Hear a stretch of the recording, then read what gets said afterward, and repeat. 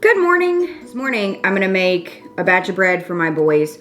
We don't buy bread at the store. It's very simple to make, so I figured that I would take you along with me while I did it. A lot of you guys have asked me for my bread recipe, so here it is. Very simple.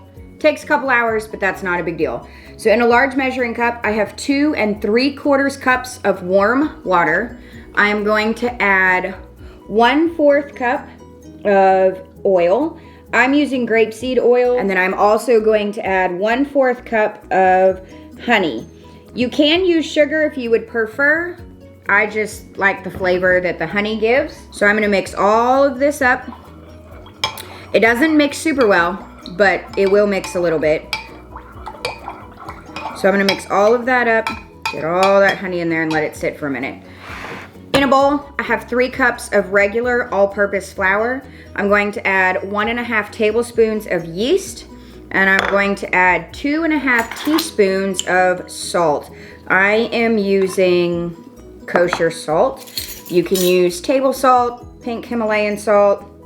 Salt doesn't matter.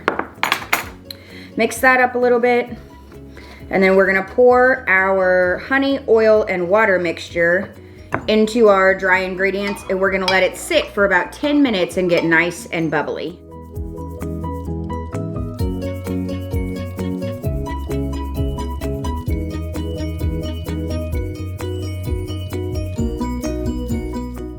This is the closest thing I have found to a very high quality store-bought bread. And we have a bread slicer, and so when the bread cools at the end of the day, I do go ahead and slice it up, and I will put 1 loaf out on the counter for the boys and 1 in the freezer, but I do slice it before I do that. I have seen other channels where people have commented and asked, how do you freeze your bread because their bread slices stick together? And some people will cut a piece of wax paper or parchment paper and stick it in between each of the slices. I don't do that, but my bread doesn't tend to stick together when I freeze it. It's also not in the freezer for like 6 months. It might be in the freezer for 4 or 5 days before we pull it out. So, all right, I've got my flour and my salt, yeast, water, oil, and honey in this bowl, and I'm just gonna go ahead and let it sit for about 10 minutes so it gets nice and bubbly. All right, so it's been 10 minutes. Our mixture is nice and bubbly, which means the yeast is doing its job. So I'm gonna add in another 3 to 3½ cups of flour.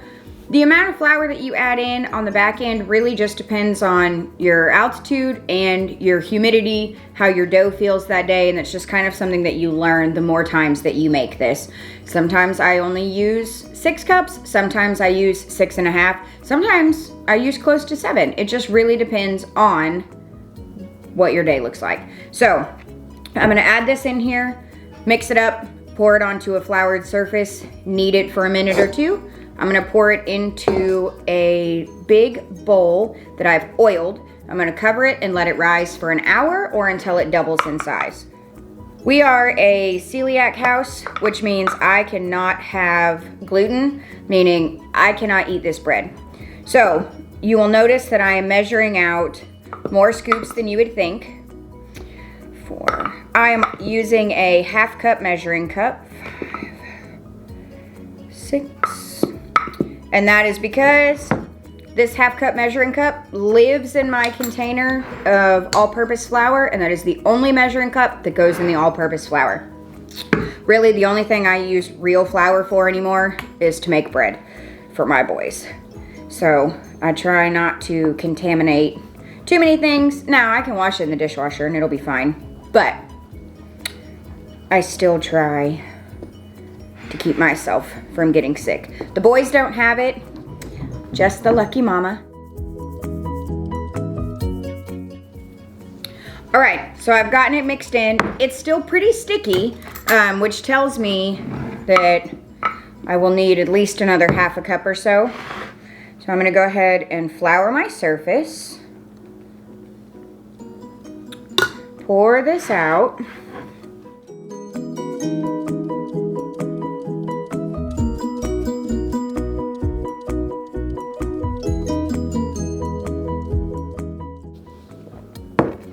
There are not very many things that I take my wedding ring off for. This is one of them. I don't like getting the dough in my ring. All right, I'm gonna flour my hands, and I'm just gonna stand here and work this in until it becomes much less sticky and a nicer ball of dough. Do you guys make homemade bread? Do you make whole wheat bread? Do you make tortillas? Did your mom make bread when you were growing up? Or are you just one that says, ah, to heck with that, I don't have time? You see the difference already? And how much nicer it is? It kind of holds itself together versus the big flop of a mess that I flopped out onto the counter. It's still a little crumbly, so I'm just gonna knead it for a minute or two until it comes together into a nice, soft dough ball. This is my favorite part of making bread. I love the feeling of dough in my hands. Okay, so as you can see, we have a nice, beautiful, perfect, round dough ball. So all I'm gonna do is I'm gonna take this ball, plop, and I'm gonna plop it right into my bowl that I have oiled. Do you guys have silly phrases that you can't say? I have a hard time saying oiled bowl. It always comes out oiled boiled or something. I'm terrible at it. So pop it over the top of my bowl and we'll look at her in an hour. It'll be nice and domed up over the top when it's ready to go.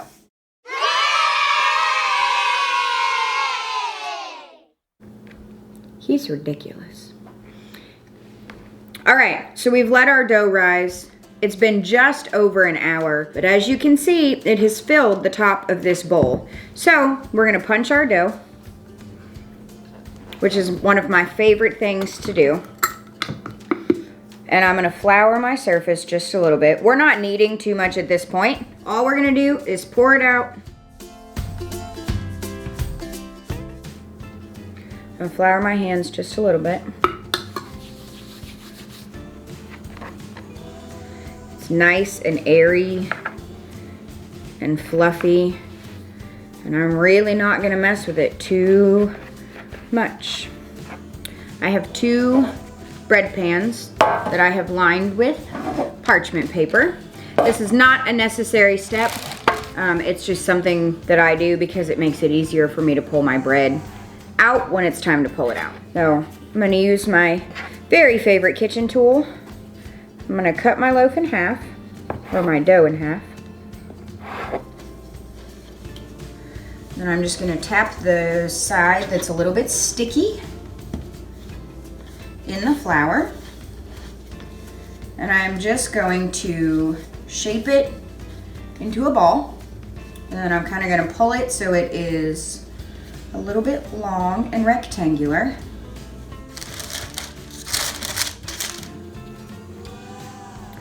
You really don't want to handle it too much at this point. The gluten is already pretty well activated. It's pretty stretchy. So you really don't want to over knead it because that is how you get tough dough. So all I'm going to do now is cover it with a towel and let it rise again. Takes not too long, maybe 45 minutes, just depending on how warm your house is. And then we're gonna set our oven for 325 degrees. While this rises, let it come up to temperature. We'll put this in after it's doubled in size and the oven is ready. Well, it's obviously nice and risen. I'm gonna put it in the oven, 325 degrees till they're nice and golden brown. Usually takes about an hour. Oh, they look delicious. Oh, they look delicious. Oh, they look delicious.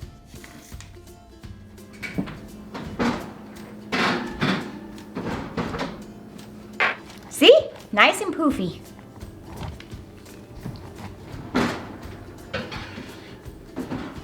See you in an hour, babies. All right, bread's done. It's been just about an hour. Our house smells so good. I love making bread. So we're gonna pull it out and see what it looks like.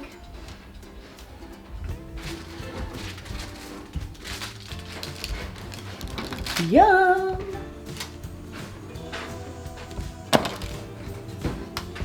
My goodness gracious, that looks delicious. All right, bread's out of the oven. It looks delicious. I'm gonna pull it out of my pans. Yes, those are hot. They're not that hot. Now we sit and let it cool before we slice it, because if we don't, it just kind of mushes when you slice it. It looks so good. So, my very favorite part of pulling bread out of the oven is buttering the top.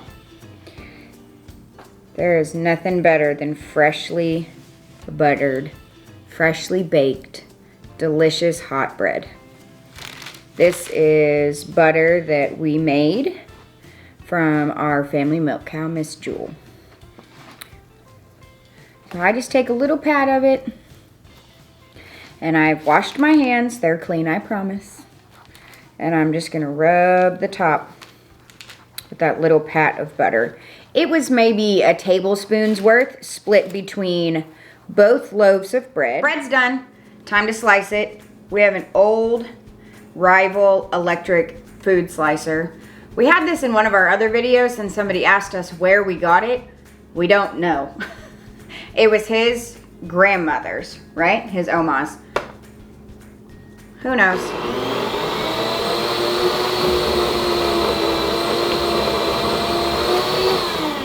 Ooh, it looks delicious. Delicioso. That part might be important.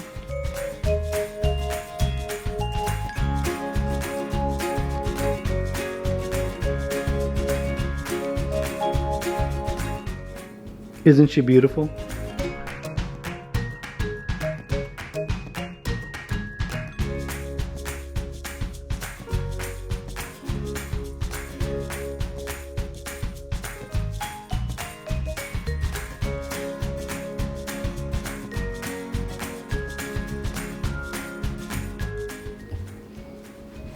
Got my bread sliced. I'm gonna put it in bags. These are freezer safe bags. I get them on Amazon. I will post the link down below. Tie it with a twist tie. You can either leave it out on the counter if your family consumes bread very quickly like mine does, or you can pop it into the freezer and it should be just fine. You want some bread? You know it. Okay. This is fresh butter that I just made this morning from our lovely family milk cow, Miss Jewel. And I have some summer berry jam that I made, which is a combination of a couple different berries that my boys really like. So, beep. And Jeff's super thrilled because Grant is not here to share this with, and I can't eat it. It's a rough job, but somebody's got to do it. So he's gonna have to eat that whole piece of bread. Darn.